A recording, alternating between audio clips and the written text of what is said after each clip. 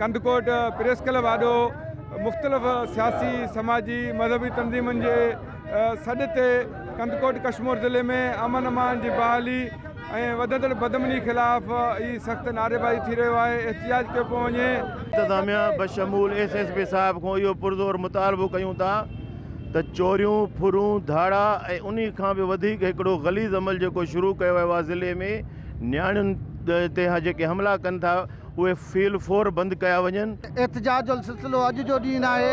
मुसलसल चंद महीननि खां वठी करे असांजे ज़िले कश्मीर में बिलख़ुसूस कंदकोट खे ॼाणी वाणी धाड़ेलनि ऐं फोरुनि जे हवाले कयो वियो आहे। ऐं पहिरियों त ईअं हूंदो माण्हू अॻुवा थींदा हुआ, पर हाणे नियाणियुनि ते जेका सो सिधियूं गोलियूं हलायूं पयूं वञनि ऐं उन्हनि खां सामान खसियो पियो वञे। आए रोज़ फुरूं धाड़ा ऐं जेको आहे वारदातूं मामूल जो हिसो बणिजल आहिनि। बल्कि असांजा नंढड़ा खीर पिया ॿार खयां विया, उनखां बि वधीक असांखे अज़ियत इहा ॾिनी वई आहे जो असांजी नियाणियुनि खां कॾहिं मोबाइल फुरियो वञे थो, कॾहिं पर्स फुरियो वञे थो पियो।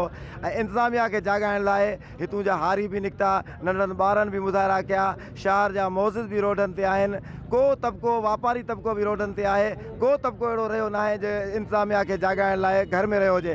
असां SSP खां जेको आहे मुतालबो कयूं था पिया त उनखे बेनकाब कयो वञे, मंज़र आम ते आंदो वञे, उनखे कैफ़रे किरदार जी सज़ा ॾिनी वञे। असां अॼु जेको हिते एहतिजाज में गॾु थिया आहियूं उहो असांजो कंहिं सां ज़ाती जुड़ो न आहे। शहर में अमन अमान जे मसइले सां तव्हां ॾिसो था त काफ़ी वक़्तु थी वियो आहे, हिन ज़िले में हालात ॾाढा ख़राब थी विया आहिनि। असीं सिर्फ़ु हिकिड़ी डिमांड कयूं था त पुलिस मुकमल तौर ते नाकाम थी चुकी आहे अमन अमान बहाल करण में।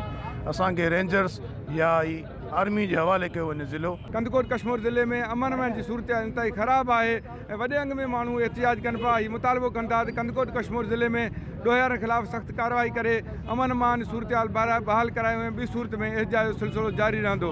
कैमरामैन टीम अज़र संजरानी, ज़ाहिद जिस्कानी नगर, लियाकत खोसो, KTN न्यूज़ कंदकोट।